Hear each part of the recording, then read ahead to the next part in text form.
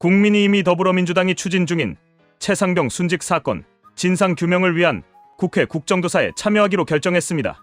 이 같은 입장은 12월 2일 추경호 국민의힘 원내대표가 국회 비공개 의원총회 후 밝힌 내용에서 드러났습니다. 추 원내대표는 기자들과의 만남에서 최상병 국정조사에 참여할 예정이라며 국정조사 특별위원회 위원 명단을 오늘 중으로 국회의장실에 통보하겠다고 밝혔습니다. 이는 민주당 주도로 이뤄지고 있는 국정조사에 대해 국민의힘이 기존의 반대 입장에서 참여로 선회한 것으로 해석됩니다. 추 원내대표는 국민의힘의 기존 입장에 대해 설명하며 국정조사 참여 결정에 이르게 된 배경을 언급했습니다. 그는 각종 청문회와 국정감사를 통해 국회 차원의 진상규명 노력이 이미 이루어졌다며 민주당이 이를 정쟁의 도구로 삼으려 한다는 이유로 처음에는 국정조사에 대해 부정적인 입장을 취했다고 전했습니다. 특히 고위공직자범죄수사처 공수처의 수사가 아직 완료되지 않은 상황에서 국정조사에 참여하는 것이 부적절하다는 의견도 내부적으로 논의되었다고 덧붙였습니다. 하지만 국민의힘은 민주당의 단독 국정조사 운영이 가져올 문제점을 고려하여 참여하기로 결정했다고 밝혔습니다. 추 원내대표는 민주당이 단독으로 국정조사를 진행하면 또 다른 기형적인 운영 형태를 낳을 가능성이 크다며 철저한 진상규명이라는 본래의 목적을 이루기 위해 국민의힘이 국회 차원의 노력에 적극적으로 나서기로 했다고 강조했습니다.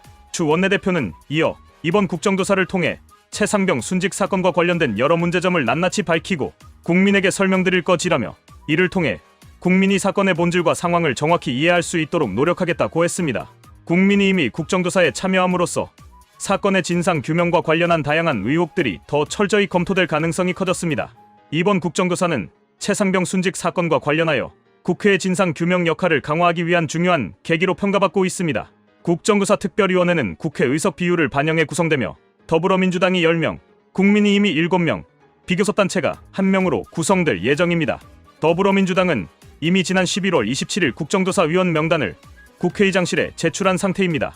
국회는 이번 사건을 통해 대한민국 군 내부에서 발생한 의문사와 그에 따른 책임 소재, 군 체계의 투명성 문제를 재조명하고자 합니다. 특히 군 내부에서의 사고 발생 시 적절한 조사 절차와 책임 체계가 제대로 작동하고 있는지에 대한 의문이 제기되면서 이번 국정조사는 단순히 한 사건의 진상 규명을 넘어 군 체계 전반의 문제를 살펴볼 중요한 기회로 여겨지고 있습니다.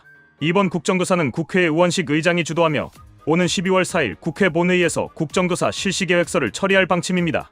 이는 국회가 사건의 진상 규명을 위해 본격적인 조사에 착수할 것임을 의미합니다.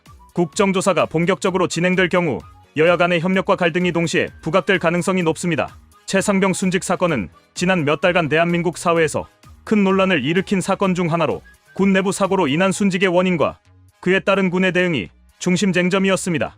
이번 사건은 군 내부의 부조리와 불투명한 의사결정 과정을 조명하며 국민들의 공분을 사기도 했습니다.